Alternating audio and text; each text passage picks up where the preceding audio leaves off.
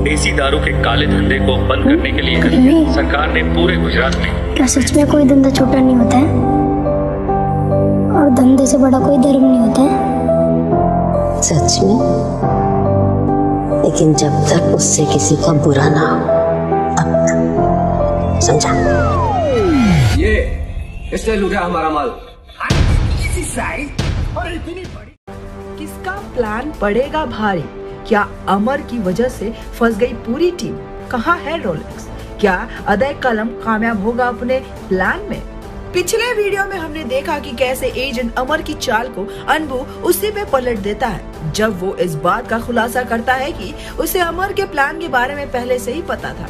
अमर जो इस बात से अनजान था, उसे लगा कि वो अदय कलम और संधनम के आदमियों के बीच एक राइवलरी वॉर छिड़ने में कामयाब होगा। हालांकि ऐसा हुआ नहीं, बल्कि उसी के प्लान को अनबू और अदय कलम ने मिलकर फ्लॉप कर दिया। दूसरी तरफ ये मामला और गंभीर हो जाता है जब विक्रम और इंस्पेक्टर विजय के पहुंचने से पहले ही अनबू दिली को मार देता है, जिसे देख विजय शॉक्ड हो जाता है।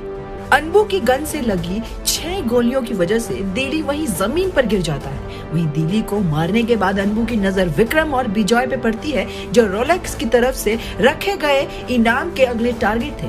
अमर, विक्रम और विजय को अपने सामने खड़ा देख के अनबू और अदय कलम काफी खुश हो जाते हैं। वहीं अब ये कहानी यहाँ से आगे बढ़ती है। रोलेक्स को अपने सामने देख विक्रम और उसकी नजरें मुंबई के सैसन डॉक्स के बाद दोबारा से मिलती हैं। हालांकि विक्रम को देख रोलेक्स जरा भी हैरान नहीं होता, क्योंकि उससे शुरुआत से ही विक्रम पर शक था। क्या बात है, गैंगस्टर्स की मीटिंग में शामिल होने की हिम्मत सब लोग नहीं दिखा पाते।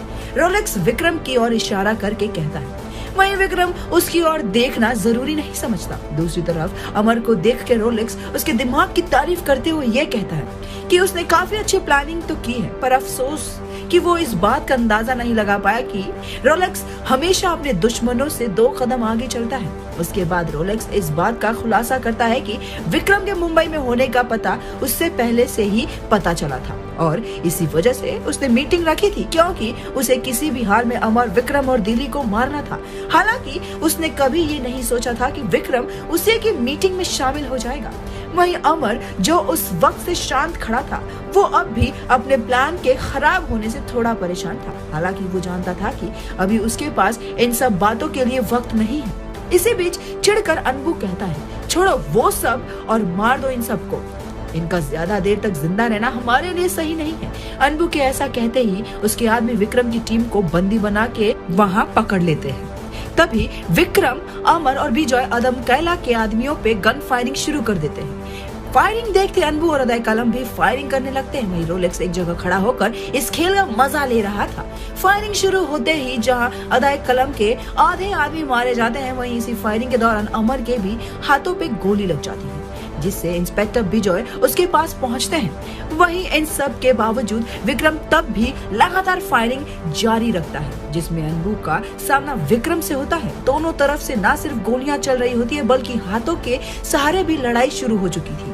वहीं अनबू विक्रम पर फायरिंग कर ही रहा होता है कि अमर खड़ा हो जाता है और अनबू पे लगातार फायरिंग करके उसे मार देता है। अपने भाई अनबू को अपने आंखों के सामने मरता देख अदय कलम काफी खतरनाक रूप ले लेता है और वो अमर से भिड़ जाता है। अब उसी जगह पर रोलेक्स के इशारे पे संधानाम के आदमी भी पहुंच जाते हैं। हालांकि ये सब खेल शुरू होता उससे पहले ही पुलिस की फोर्स मौके पे पहुंच जाती है, जिन्हें इंस्पेक्टर विजय ने विक्रम के कहने पे बुलाया था। रोलेक्स और अदय कलम जैसे बड़े गैंगस्टर को अपने सामने देख पुलिस की एक बड़ी फोर्स उन्हें चारों तरफ से घेर लेती है। हालांकि बचने के लिए अदय कलम और रोलेक्स अपनी तरफ से भी फायरिंग शुरू कर देते हैं, जिससे कुछ पुलिस वाले घायल हो जाते हैं। पुलिस टीम इसके बाद अब एनकाउंटर करने के लिए पूरी तरह से तैयार थी। वो एजेंट विक्रम, अमर और इंस्पेक्टर विजय के इशारा लेकर रोलेक्स और अदय कलम को पकड़ने में कामयाब होती है। हालांकि उसी बीच जहां अदय कलम पकड़े जाता है, वहीं रोलेक्स अपने एक हाथ से मिनिएचर चाकू निकालता है और उससे बंदी बनाने वाले पुलिस पे वो उस चाकू से वार कर देता है। रोलेक्स ऐसा कर उस जगह से जहां भागने लगता है, वहीं पुलिस अपने घायल पुलिस साथी और भागते हुए रोलेक्स को देख उस पर लगातार पीछे से फायरिंग शुरू कर देती है। अमर भी रोलेक्स के पीछे पीछे दौड़ता है। हालांकि कहीं से अचानक ही धुआं उठता है, जिससे किसी को भी कुछ भी दिखाई नहीं देता और जब तक धुआं खत्म होता तब तक रोलेक्स वहां से जा चुका था। असल में वो धुआं कोई साधारण धुआं नहीं था, बल्कि रोलेक्स के खुफिया आदमियों ने जानबूझकर धुएं के गोले फेंके थे ताकि रोलेक्स पुलिस के चंगुल से भाग सके। वहीं अदाए कलम, अनबू, संधामन और रोलेक्स जैसे 4 बड़े गैंगस्टर में से संधानम और अनबू जहां मारा गया, वहीं पे अदाए कलम अब पुलिस का बंदी बन चुका था। हालांकि इस खेल का असली मास्टरमाइंड रोलेक्स, जिसकी तलाश विक्रम और अमर को काफी वक्त से थी, वो भागने में कामयाब होता है।